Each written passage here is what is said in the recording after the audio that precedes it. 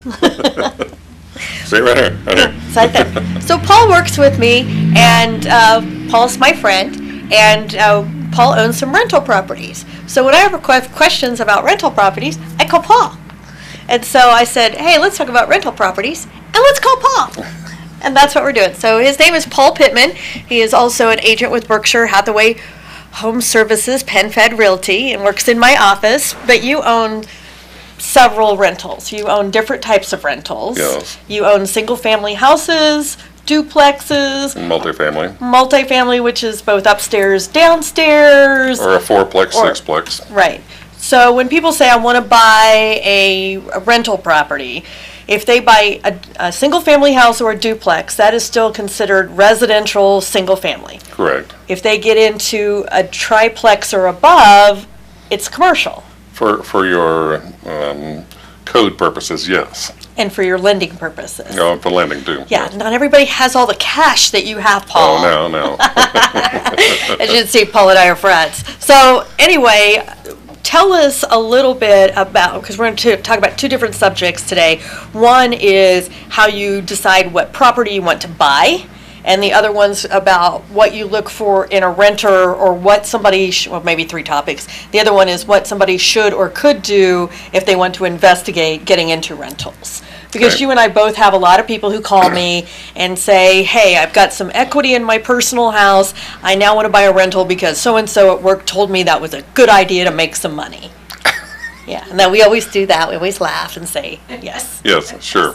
So what would you tell somebody who called you and said, I want to get into the rental business?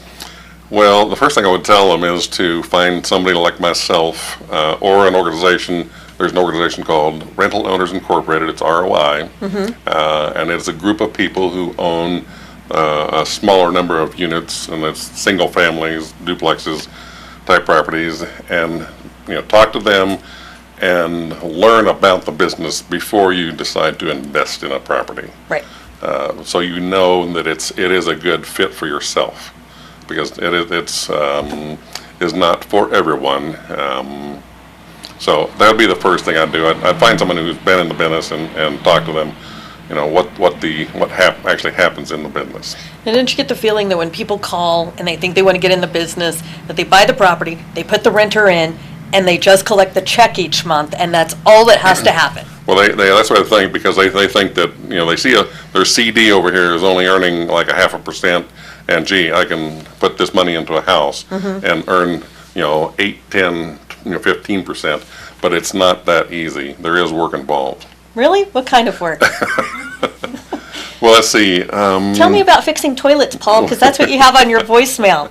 Your voicemail says, I'll answer your phone after I fix a toilet. Well, unfortunately, toilets are probably the worst water waster in the world. Yes. Because there's a little flapper in there, and if it starts to leak past that, the water level will lower, and then the tank will refill, and then lower, and then refill. And I try to educate my tenants to pay attention if that is refilling without being flushed, to let me know. Right. That's one of the easy things of a toilet. And there are, you run into situations where hot water tanks go out. And usually these things happen like Friday evening when the plumbers are not available. So, because not everybody works a 9-to-5 job, and so if you're renting to somebody who would get off work at 11 o'clock, let's say from a restaurant, and they come home and they smell like onions, they want to take a shower, and they come home, been gone for 8 hours, and their water heater has stopped working in that period of time, and water's now all over their utility room, and they can't take a shower. It could be. Or there could be a situation that the water heater the flame has gone out and it needs to be relit. Right. I've also had a situation where in a 2-story building, somebody didn't leave their bathroom door open in a very cold time, and it froze a pipe. That pipe leaked. The water heater was right below. It went down under the water heater. It put out the water heater. So it was easy to get the water heater relit, but I had to shut off the water and fix the leak up above. So, but you were able to do some of those repairs yourself. Yes, And yes. so what we're talking about is if you think you want to get into the rental business, you either have to have a really good list of plumbers, electricians, yard people, tree people, because every time we have a storm, trees fall down. And so you either have to have a list or be able to do this work yourself. Absolutely, absolutely. You really need to have that list because you cannot do all this all the time yourself. There are times when you're, preoccupied doing something else, whether it be in business or in family, and you need to have, backup. And there are things that, if an air conditioner is not working or a furnace isn't working properly, I'm not certified or knowledgeable enough to handle that myself. Right. So I immediately call a, heating and air specialist. We could talk about this all day long, but one of the things we wanted to talk about is some of the instances that you run into while owning a property.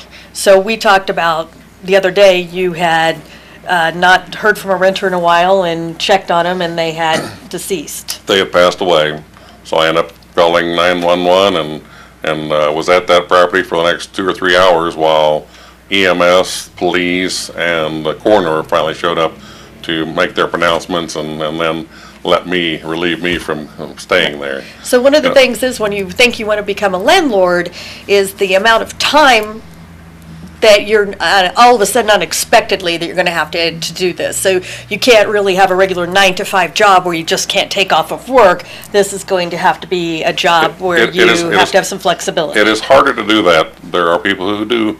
A lot of people do yet that, but they only have maybe 1 or 2 units. Right.